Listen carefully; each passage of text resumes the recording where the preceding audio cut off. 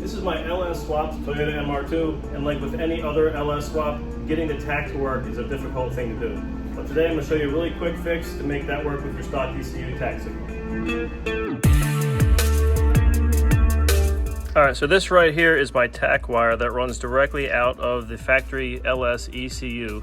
Now when I run my multimeter on this to see if it's a true signal, you run this on alternating current, and it does give me a very weak signal. So what most aftermarket tachometer companies require a stronger signal. So today we're going to jump that just by giving this lead some extra power from the battery. Now the best way to jump your tach signal is by using one of these resistors. This is a 1000 ohm resistor. It's a half-watt resistor. I bought this whole pack for like $4.99 on Amazon. I have way too many. I'll leave a link in the description of where you can get one yourself. Now the purpose behind this is to dull down the voltage from the 12-volt battery just enough to make your signal stronger. Now I've already gone ahead and made my jumper wire, and I've soldered this thing into place, and you can see how I've done that there. And following that, I'm just going to slide this piece of heat shrink tubing over it just to keep everything secure, and that way we don't have to worry about it interfering with anything later. All right, now that that's completed, we'll walk it back over to the car and I'll show you how to hook it up. All right, just to make this work, all you need is a 12-volt source. So this is my 12-volt, and it happens to be an ACC, and it's already fused.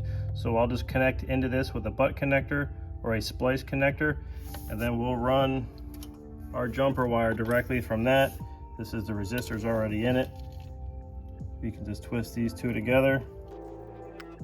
Now we'll come in with this butt connector, and we'll connect this to the actual lead that goes to the tachometer.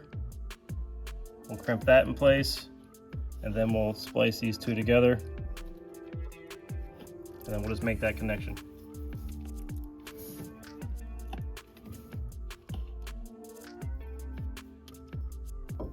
All right, so there's my splice connector. Here's my resistor. And here it is going into the junction that goes to the actual tach itself. So with all that wired up, it's time to start it up to see if the tach works.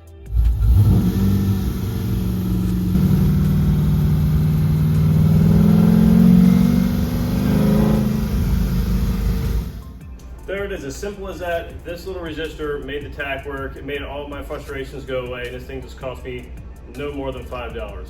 I'll leave a link in the description where you can get one of these. I hope this works for you. This should work for any other aftermarket tachometer. And hit that like and subscribe button, and I'll see you in the next one.